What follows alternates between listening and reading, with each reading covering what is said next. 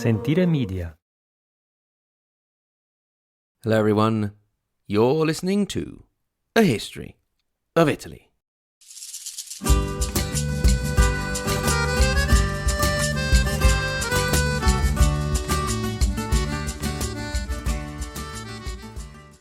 Episode 94, Naples vs. Sicily.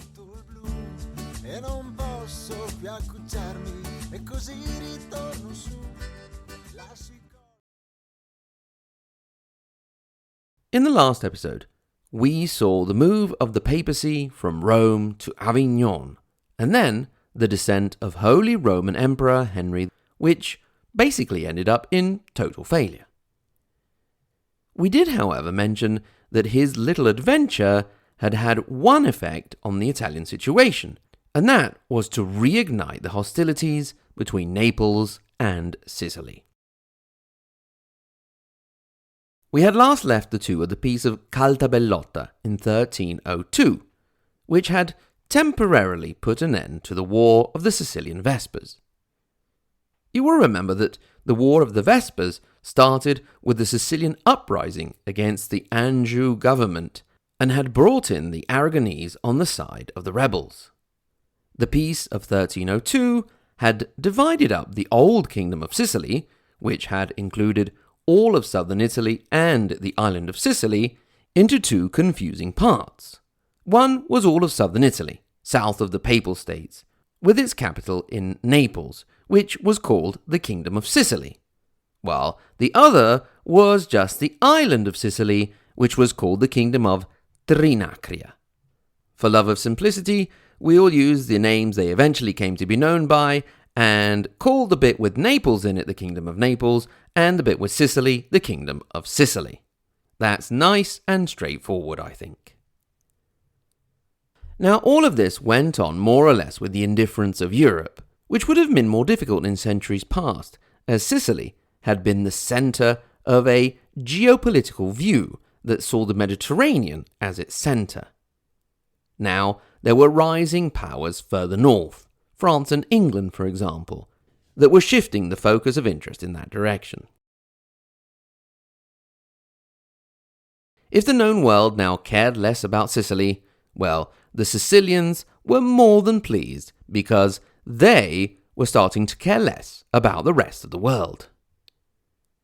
Thanks also to the Vespers, an island identity had grown, embodied in the concept of Comunitas Siciliae, an independent island kingdom community, which went through all levels of society. The Sicilian barons, for example, refused to fight outside of the island. They would be happy to defend Sicily and fight each other, but they were not interested in foreign adventures. Their king, on the other hand, saw things very differently, and you could guess this starting from the number he wished to be known by. The gentleman in question was Frederick of Aragon, younger brother of King Peter of Aragon. He could have been known as Frederick I, because he had a brand spanking new little kingdom, if you of course ignored the pre-Roman antiquity. That, however, would mean recognizing that he didn't want more, and, believe me, Frederick wanted more.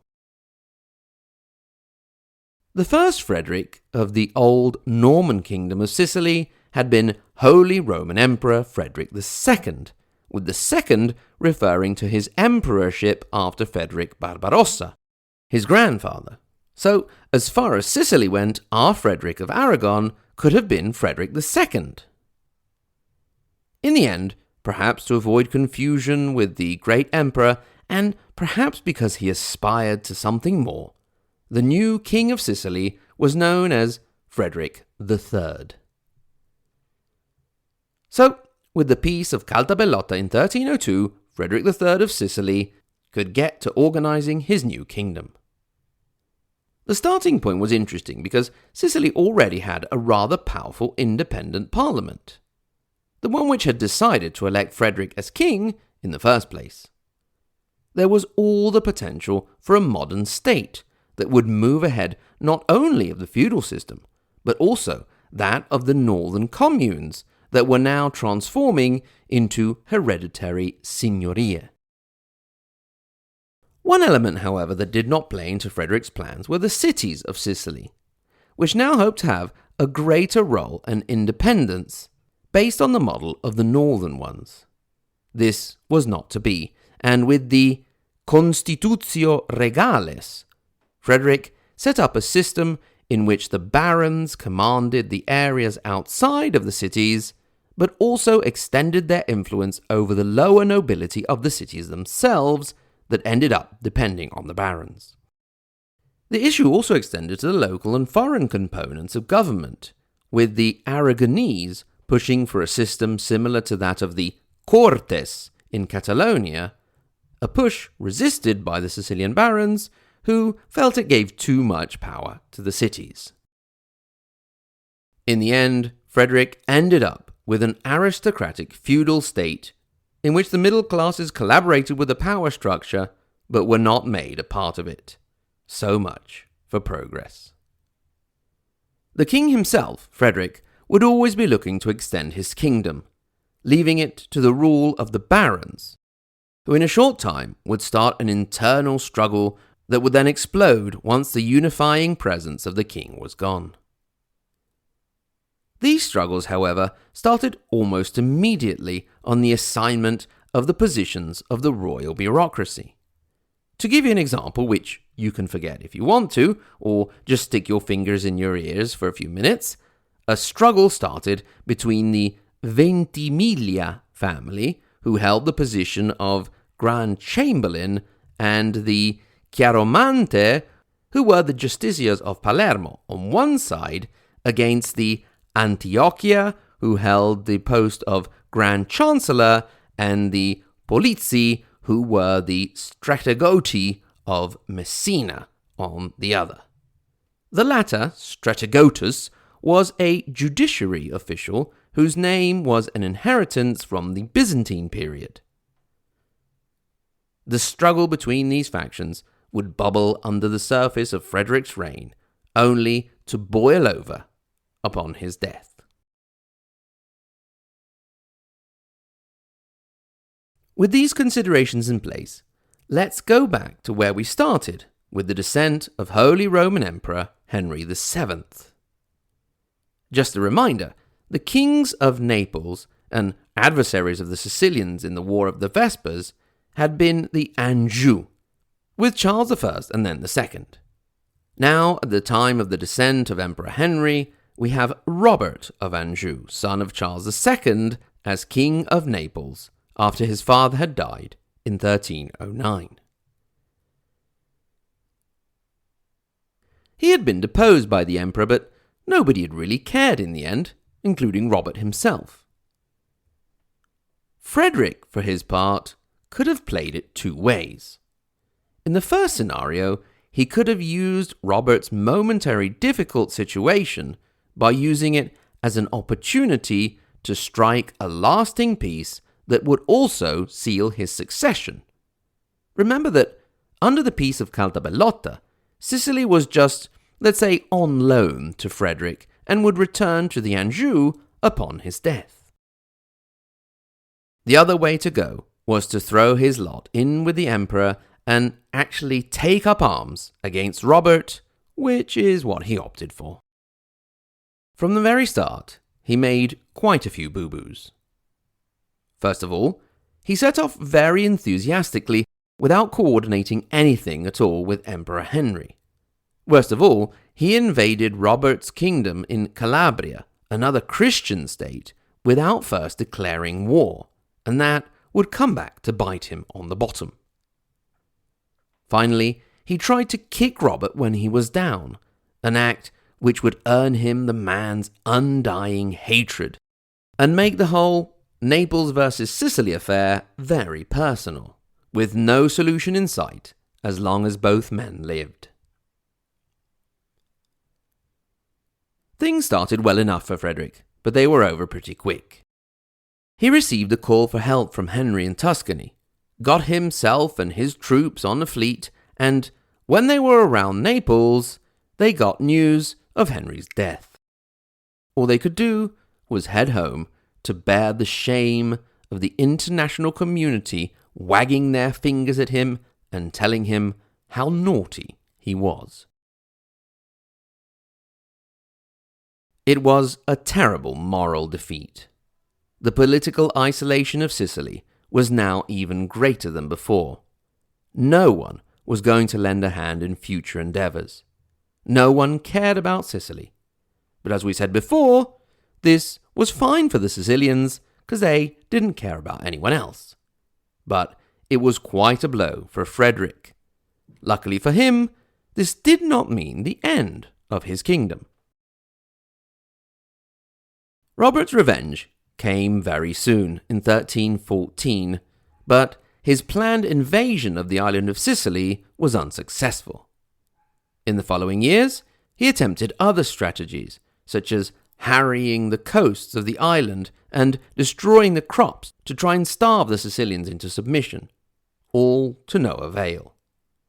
The hot war cooled down, and by 1326, the two kings could do little more than stare at each other with burning hatred over the Strait of Messina. This, however, did not stop Frederick from getting up to more tomfoolery. In 1320, in a blatant breach of the Peace of Caltabellotta, Frederick associated his son, Peter, to the throne.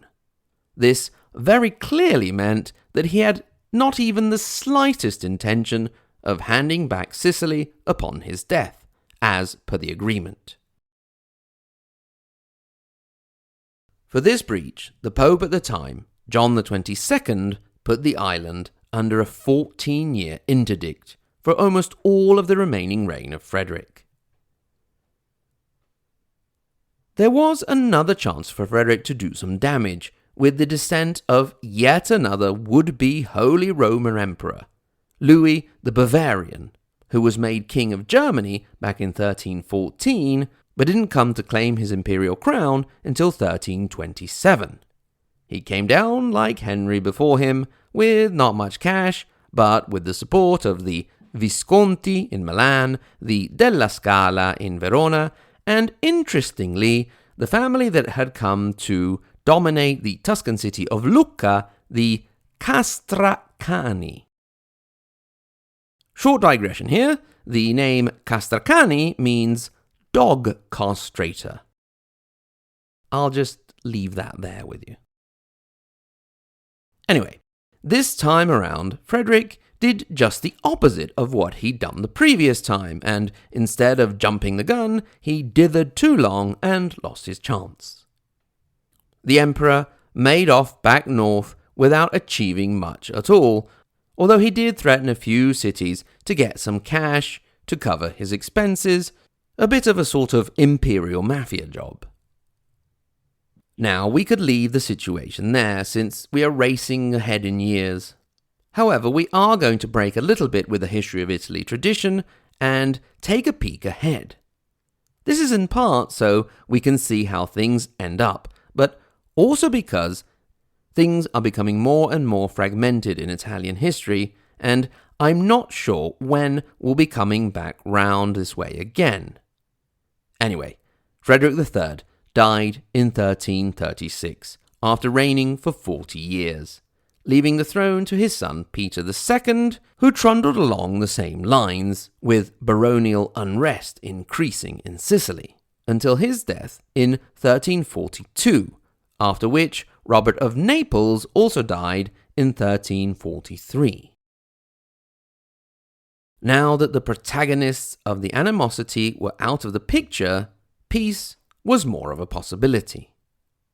Peter had left an infant son, Louis, in the care of a duke, Giovanni, and Robert had left his reign, believe it or not, to his granddaughter, Joanna. We will definitely be talking more about her in a later episode. Duke Giovanni managed to take advantage of the difficulty that Joanna found herself in and finally do what perhaps should have been done all along and reach a peaceful agreement, in which the status quo was recognized. Sicily remained to the Sicilians, and the Kingdom of Naples remained to the Anjou. Unfortunately, both he and the young king died of plague, which threw Sicily into outright civil war. Peace was finally reached in 1372 under King Frederick IV of Sicily, or third, depending on how you're counting it, known as Frederick the Simple, and Joanna in Naples. The epilogue to all this: Sicily maintained its precious independence for only 29 years after that.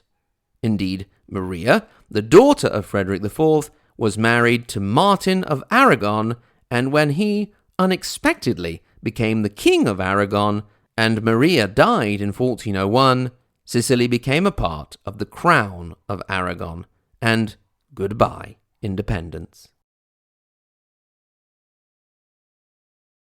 My apologies for racing through that last part. We will get back to it. I'm just not 100% sure when we will. We have various paths to follow, and I'm figuring out which ones to do first, and in which order. Hopefully, we'll figure it out before we reach those crossroads. Thanks very much to everyone for listening. Thanks in particular to my Patreon supporters. Let me mention the Margherita Hack and Galileo Galilei level, Anthony G, Selene, Chanel, Chris, David L, Dean V, Elizabeth, Gordon Z, Greg, Ignacio, Jeffrey W, Old John in Milwaukee, Kevin, Marxist Leninist Sicilian, Neville, Patricia K, Peter W, Renee B, Roberta D, Rodney N, The Question Master, Rudy F, Scott L, Shelby and Stephen, and the tippy-top level, the Maria Montessori and Dante Alighieri, Paolo, Lisa K, JW, Andrew M, Brandon S, Maxime, David A, and of course Sen, who has gone up a level and sort of created her own special level. Then Sen has been with us from the very beginning, and she deserves her own special little category. Thank you very much, Sen. Remember, you can get in touch. hello@ahistoryofitaly.com, and at the same URL you can click through to social media, go to our timelines and lists of rulers and so on, and if you're so inclined, go to the support page, support on PayPal, or become a Patreon supporter and get access to extra content. It's coming a bit slowly in this holiday period, but it is coming along. Apologies for that.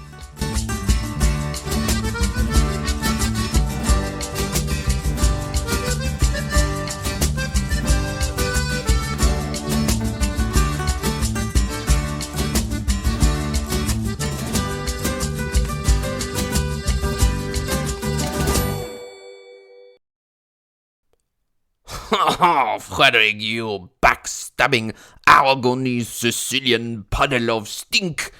Not so tough now without your Emperor buddy now to help you. I'll show you, Robert, you giant turnip-nosed angevin vomit bag. Ha, ha, I urinate downwind from you and your puny itsy-bitsy kingdom. Why, you just wait, You'll what?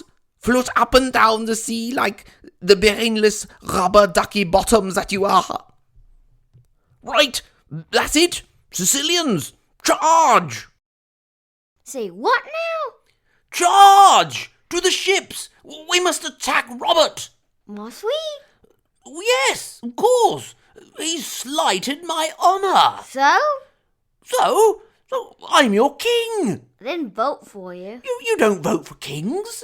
Hello? Yeah, we did. Oh, yeah, so you did.